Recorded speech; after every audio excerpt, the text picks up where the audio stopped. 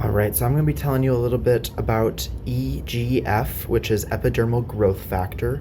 So first of all, epidermal cells are found in the skin, but EGF is also found in epithelial cells. And so EGF comes out to play when there is like damaged tissue and your body says, hey, we need to make more of that.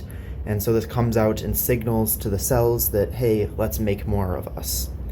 Okay, so first here, looking like this over here, this is our EGFR. Up here you can see outside of the cell we have some EGF, some epidermal growth factor ligands floating around.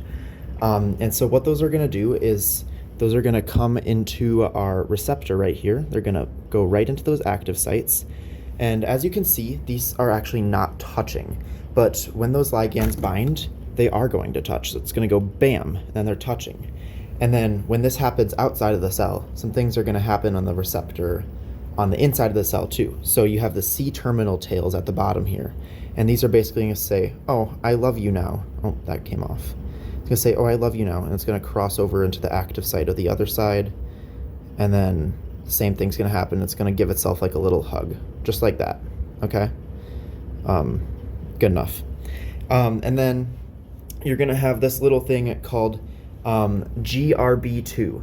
So GRB2, it's this funny little guy right there. So what's going to happen with that one is that is going to bind onto a phosphoryl group.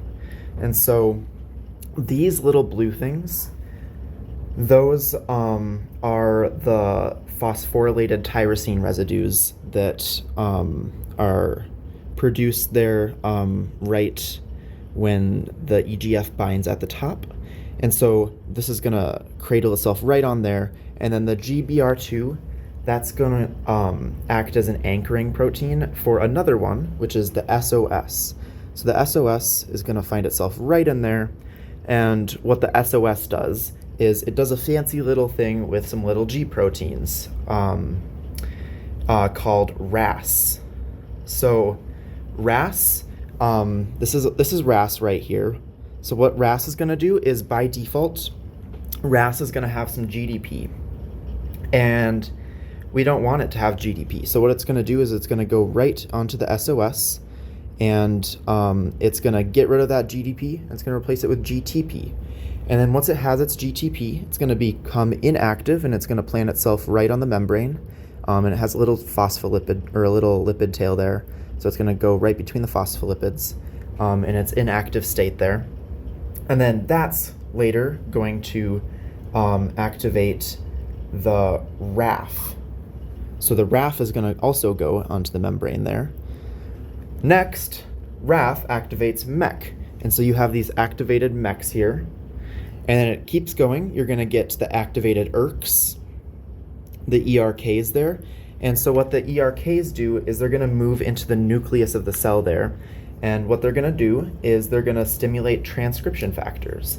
So these bind onto specific genes and express proteins, and the more proteins, the faster the cells can grow. All right, so one way that this process normally shuts down when there's enough growth is these G proteins, they're going to turn off. So they're going to disappear. You don't have those anymore. And without those, the pathway is not complete, and you no longer are going to be having those transcriptions to build more proteins to build more cells, right? So that's going to be done, but sometimes something can go wrong with those. So if those don't turn off, there's going to be some bad things happening, and it can be a cancer cell. So in many tumors,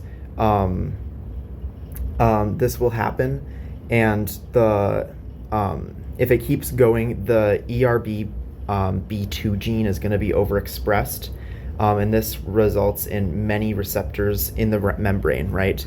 So this thing that's in the nucleus that's responsible for making these EGFs, there's going to be too many of them, and you're going to have a lot of these, and this pathway is going to be happening a lot, and then there's going to be too much overgrowth. And then another one is driver mutations in the cytoplasmic kinase domain of the ERBB1 gene. You're going to see those in lung tumors in non-small cell lung cancer. And those can be identified with biomarker testing. and the kinase activates the cytoplasm and leads to inappropriate signaling. So what that means is it's just this whole pathway is just going to be firing. It's just going to be constantly firing, and it doesn't even need the EGF to trigger it. It just will happen, and that's one of the dangers of cancer. And if you go on the other end and you have deficient signaling of the receptor tyrosine kinases, that's associated with Alzheimer's disease.